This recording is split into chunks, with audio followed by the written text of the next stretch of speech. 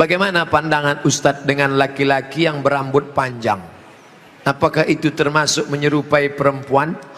Saya belajar ke salah seorang syekh. Ketika itu ada yang nanya, "Syekh, apa betul Nabi Muhammad itu rambutnya panjang?" Maka syekh menjawab, Nabi Muhammad itu tinggalnya di gurun pasir. Gurun pasir itu cuacanya panas. Maka kalau rambutnya pendek, nanti cahaya matahari kena ke kepala, maka dia bisa pusing, panas, dehidrasi, kurang cairan. Makanya Bapak Ibu ketika di Makkah disuruh pakai topi, pakai payung supaya jangan kena panas. Nabi kepalanya ditutup dengan 3. Yang pertama, rambutnya. Rambut Nabi itu dari depan panjang sampai ke belakang. Yang kedua, ditutup dengan qalansuah, topi. Setelah itu ditutup dengan imamah. Ustaz, bolehkah laki-laki kencing berdiri? La yabulanna ahadukum qa'iman. Jangan kalian kencing berdiri. Ada tak hadis yang menyebut Nabi kencing berdiri? Ada, 1 hadis. Sekali seumur hidup. Cara mencarinya di mesin pencari hadis, sin ba alif to ta marbutoh.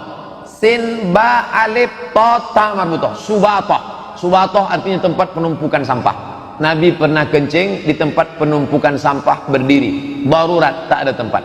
Berdasarkan ini, menurut ulama fikih Hanafi, Maliki, Syafi'i, Hambali, kencing berdiri itu hukumnya makruh. Tapi afdal jongkok. Menurut ilmu kesehatan, kalau jongkok habis dia tumpah.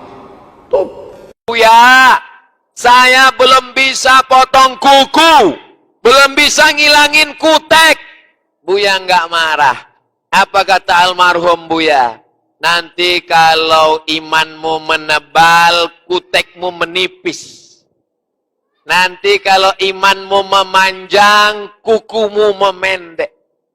Jadi orang tidak boleh kita usir kalau dia masih dalam proses taubat hijrah. Mudah-mudahan dengan berlanjutnya, maka insya Allah taubatnya diterima Allah Subhanahu wa ta'ala. Hadis dijelaskan, ternyata Nabi Adam minta ampun sama Allah dengan menyebut nama Muhammad sallallahu alaihi wasallam.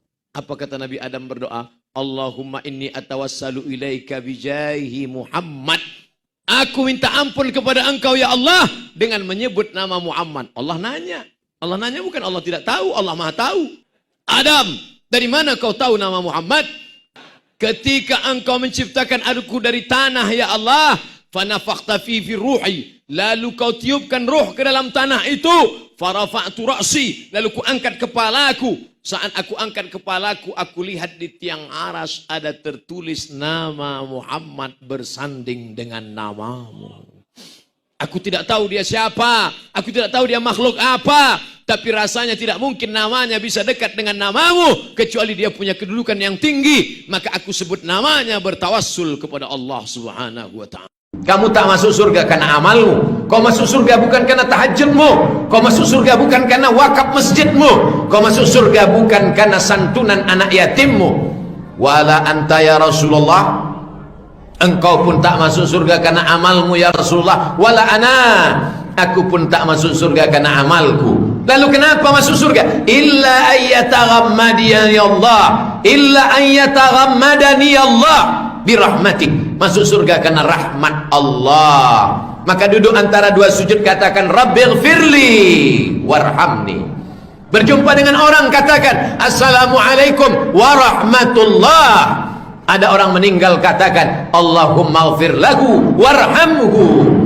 Malaikat senantiasa mendoakan orang yang berada di masjid, orang yang i'tikaf, orang yang berwudu, Allahumma ighfir lahu warhamhu, rahmati dia ya Allah. Untuk saking tuanya, kulit sudah keriput. Duduk, didorong pakai kursi roda, dibawa ke mall, sampai di itu diberikan restoran tercanggih termahal, dia sendiri yang menyuapkan makanan. Ternyata bagi saudara-saudara kita Tionghoa, salah satu mengundang berkah menyenangkan orang tua. Itu keyakinan mereka. Kok kenapa ente kasih makan? Ya oke lah. Ajaran kita mengajarkan tapi kita tak amalkan.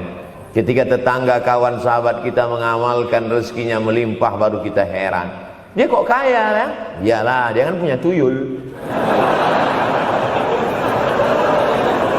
Tuyul mana bisa bawa duit banyak? Nih, keberkahan. Oleh sebab itu, jangan cuma sekedar ngaji-ngaji aja.